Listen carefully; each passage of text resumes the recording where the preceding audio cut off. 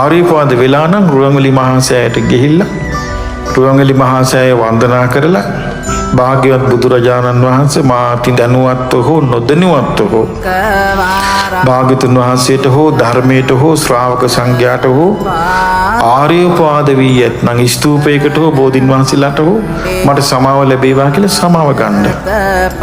ආර්යපාද වලින් නිදහස් වෙන්න පුළුවන් සමාව ගැනීමෙන්. එහෙම සමාව ගත්තේ නැත්නම් ඉස්සෙල්ලා මරණයට පත් වෙනකොට මේ විපාක දෙන්නේ ඒක. මොකද අධර්මයේ කියුණා ඔය බුදුන් මම රහත් කියන කාණ්ඩයෙන් කියවෙන්නේම අධර්මයේ. ඔය වර්තමානයේ රහත් කියන්නේ බුදුරජාන් වහන්සේගේ ශාසනය නියෝජනය කරන්නේ නැහැ. නියෝජනය කරන්නේ ඒගොල්ලන්ගේ මත, ඒගොල්ලන්ගේ තර්ක.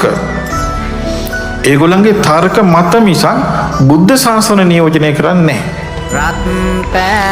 ඒක නිසා තමයි අපි මේ කරුණාකාරණා දන්න අය හැටියට කීවේ මේකට අහුවෙන්න එපා. මොකද අනිත්‍යයි දුක්ඛයි අනාත්මයි වැරදියට තේරුවා. අනිත්‍ය නෙමෙයි අනිච්ච කියලා එක අල්චායන මහා ප්‍රාණ කරලා ඊට අල්චායන මහා ප්‍රාණ කරලා ඊළඟට අනාත්ම කියන එකේ අයන්න නායන අල්තන තයන එකේ අගතයන් මහා ප්‍රාණ කරලා අනාත්ම කළ වැරදියට තේරුවා තෝරපු ගමන් ආර්යපාද. කර්මය මොකද්ද? ඒක විපාක. ජීවිතේට බණපදයක් අහන්න නැති තැනක උපදින්නේ. බණපදයක් නම් ඇහින්නේ නැහැ. ජීවිතේට ධර්මය අහන්න හම්බ වෙන්නේ නැහැ.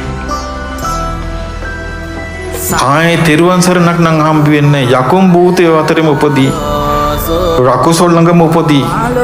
මිසදිටුවේම යයි. එයින් මේ පිට විසතුමක් නැහැ. ඒ හේතුව සම්මා දිට්ඨියේ තොර වීමත් අසත්පුරුෂ ආශ්‍රයයක්. මේ අසත්පුරුෂ ආශ්‍රය හරියට තියෙනවා YouTube වල. මගපලලාභී වේශෙන් එක එක අය එක එක ආකර්ෂණීය මාතෘකා දතා කතා කරනවා. අර මෝඩ මිනිස්සු ඔක ක්ලික් කරලා ඔක අහනවා. අහලා සුටුස් ගාලේ මතේ ගන්නවා.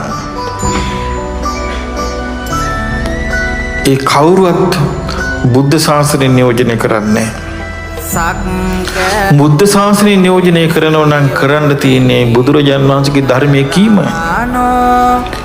දැන් බලන්න අපගේ මිහිඳු මහරහතන් වහන්සේ කොහොමද කියලා. මිහිඳු මහරහතන් වහන්සේ ලංකාවට වැඩම කළා අපට භාග්‍යවතුන් වහන්සේගේ ධර්මයේ කියා දුන්නා. මිහිඳු සූත්‍රය කියලා එකක් නැහැ. මිහිඳු මහරහතන් වහන්සේ තමන්ගේ කියලා මොකුත් නැහැ. ඒ හේතුව ධර්මයෙන් නිර්මිත. ධර්මයෙන් උන්වහන්සේ බිහිුනේ. ධර්මයෙන් බිහිුණා නම් ධර්මයටම නැඹුරු වෙලා ධර්මයටම සත්කාර සම්මාන කරන කෙනෙක්.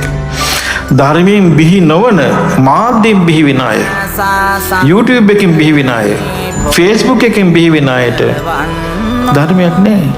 নানা ප්‍රකාරී හොර රහතුන්, හොර මගපල ඒ හැමතැනම තියෙන ආර්යපාද.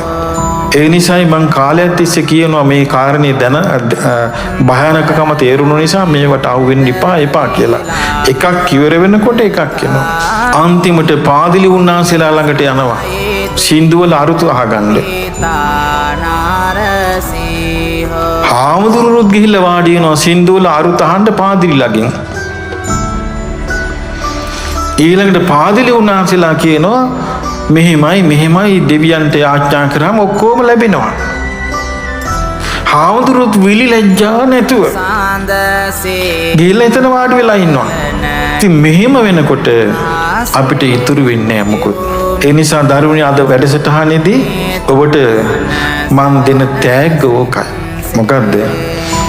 ඔබ ඇති කරගන්න සම්මාදිට්ඨිය. මම මේ ආදරෙන් කියන්නේ. ඇති කරගන්න සම්මාදිට්ඨිය. ආර්යපාදයට අහු වෙන්න එපා. සැකයක් තියෙනවා නම් ආර්යපාදයට අහු වුණා කියලා ඉක්මනින්ම මහාසෑය වන්දනා කරලා බුදුරජාණන් වහන්සේගෙන් සමාව ගන්න. යකුන් යකිනියන් අදහන්න යන්න එපා. අසුර ලෝකේ නවතී. ආයි සත්පුරුෂ ආශ්‍රයක් අසුර ලෝකේ නෑ. සත්පුරුෂ ආශ්‍රය ඕනනම් දෙවියන් අතර යන්න. තවතිසාවෙන් ඉහළට සත්පුරුෂ ආශ්‍රය තියෙන්නේ. මනුස්ස ලෝකෙන් පස්සේ මනුස්ස ලෝකේ සත්පුරුෂ ආශ්‍රය දුර්ලභයි. ඒකයි මේ යන කැළඹිලි ගොඩට අහුවෙන්නේ නැතුව යන්න මේ දරුවන් සියලු දෙනාට අද මේ වැඩසටහනට සහභාගී නොවන සියලු දෙනාට ආර්යෝපවාදයකට හසු නොවි ලෞකික සම්මාදිට්ඨිය ඇති කරගෙන සම්දෘෂ්ටියෙන් ඍජුව මේ දහම් මාවතේ සිත කය වචනේ අවංකව හසුරුව ගන්නට වාසනාව ලැබේවා.